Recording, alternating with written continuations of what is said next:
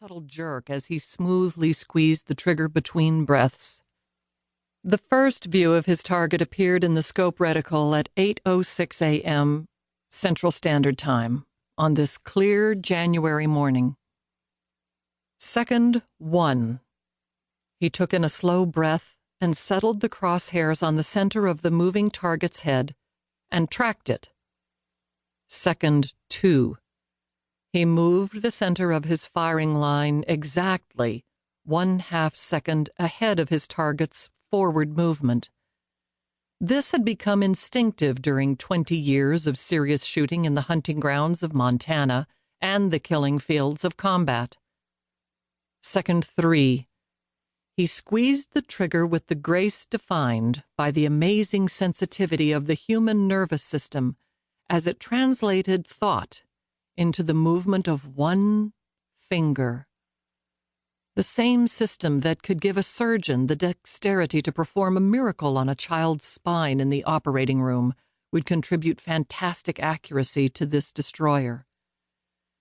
As the trigger was in midpoint of its explosive energy release, the assassin felt, for a fraction of a second, emotional recognition and moral doubt, the first and only time in his shooting experience. Second 4. He felt the weapon's recoil and recovery. Still sighting down the scope, he saw a scene of pandemonium, sprawling, falling bodies, blood, chaos. Steep stairs were challenging to protect and defend, and bodyguards catapulted down the steps as the two high-value protectees lay helter-skelter in their own blood and gore, tangled up with two other persons who would soon be dead. The assassin gave no more thought to the scene down the street. He packed his gear and sanitized the room. The world was now changed. History had started down a brand new track. The American Republic would never be quite the same after a careful shot by a lone assassin. Chapter 2.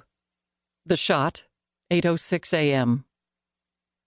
Moments before the rifle shot ruined so many lives, shouting and cheering crowds had watched President-elect Wilson Abel Sarnoff and Vice President-elect Madison Hemsley-Tarlton mount the stairs, waving to the throngs on this beautiful January morning.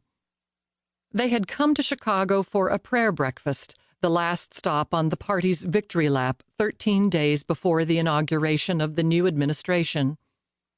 The protection detail hadn't liked the open approach to the building, especially Secret Service agent Arnold, who had argued vigorously against the exposure. He was proven correct, but it was his skull that finally captured the mishapen 140-grain bullet after it struck both the president-elect and vice president-elect and severed the carotid artery of another agent as it blasted through the minimal resistance of human bone and tissue. The screaming of the crowds came after a few beats of stunned hesitation and sense of unreality. No further sound of a rifle shot followed the devastation on the steps, but stampeding began that soon overwhelmed police barriers and Secret Service agents.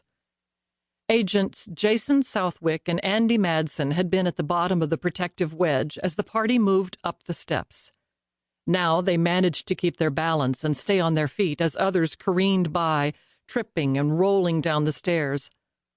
They lowered their centers of gravity and practically crawled up the steps to their protectee, the vice president-elect.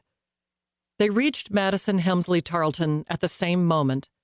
Andy unceremoniously pulled the agent's limp form off Madison, the agent still spouting an arterial spray from his neck as Andy let him roll down the steps. Jason lifted Madison onto his shoulder in a modified fireman's carry. Circumstances didn't allow the usual protocol of two agents lifting the principal from under the arms and rushing forward to safety.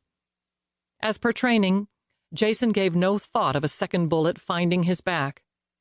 Andy, glancing down the steps and calculating their chances in the melee, shouted, "Up! Up! We go up!" Jason stayed low and ape-walked the remaining 6 steps. Andy saw blood pouring from Madison's neck and head. She clamped her hand on